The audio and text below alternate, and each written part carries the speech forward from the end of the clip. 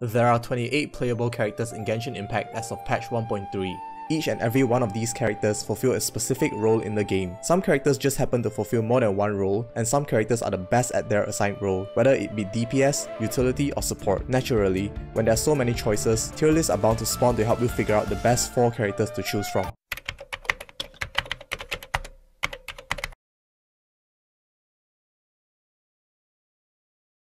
That solves it then. I'ma just slap these 4 onto my team and start clapping some cheeks. Sorry to say, but that isn't gonna work. At least not well. Let's start with the first and most important step of team building, which is choosing your main DPS. Here's the list of characters that fit that role.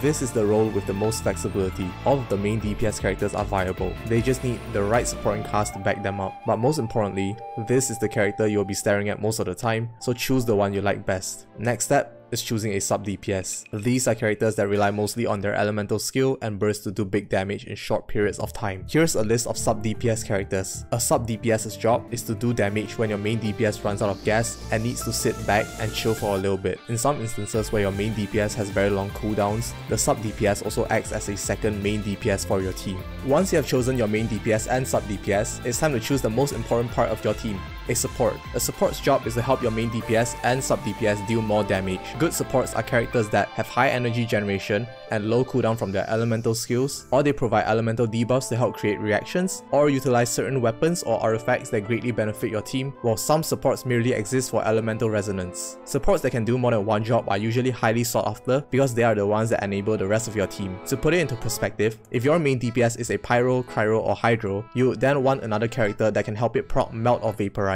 If you have a Geo DPS, choose another Geo support while still having a shield between either one of these two characters to utilize the new and improved Geo Resonance buff. If you have an Electro DPS, choose a Cryo unit to help apply Superconduct, cause let's face it, every Electro carry would rather go for physical damage thanks to miHoYo's game balancing decisions. If you have an Animal carry, help me! Yeah, choose someone that can buff his damage even more. Finally, a utility character, either providing shields to help you face tank everything the game throws at you, or heals to keep your team well topped off, or even both in some characters' cases. Utility characters help keep the rest of your team alive, and if they happen to provide some form of energy generation or more burst damage, that's even better. Here's an example of a team that utilizes characters that fulfill each of the stated roles. As you can see... sorry, wait. Looks like I got some dirt on my screen. Let me just wipe that off.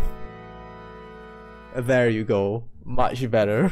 This team is running a Pyro main DPS, which can be swapped out for any other Pyro DPS, while still providing the same results. Next, it's paired with a sub DPS that provides a powerful burst and some off-field Hydro DPS. Having a Hydro sub DPS that works well with the main DPS means that it opens up the rest of your team to non-reactionary elements like Animal and Geo, which leads into the next character, Venti. His job is to provide tons of energy for the rest of your team with a low cooldown with his elemental skill and Favonius Warbow, while also providing tons of crowd control, damage, and resistance shred with his Viridescent set bonus. Finally, we have the utility, providing shields and even more resistance shred, while also having a very powerful burst when necessary. You might have noticed the lack of heals on the team, which I just want to preface is not actually needed for any of the overworld dungeon content in this game. The team showcased in this example utilizes high energy recharge from the support characters in conjunction with low energy cost and cooldowns of each character's burst to deal fast damage. Generally, you want a well-balanced team where each character is pulling their own weight. There are some exceptions like Ningguang or Shell teams that just have to focus on buffing that one carry while they stay on the field 90% of the time dealing damage. I hope you guys enjoyed. If so, don't forget to hit that like button and that subscribe button if you haven't already. It means the world to me. That's all for this video. I'll see you guys next time.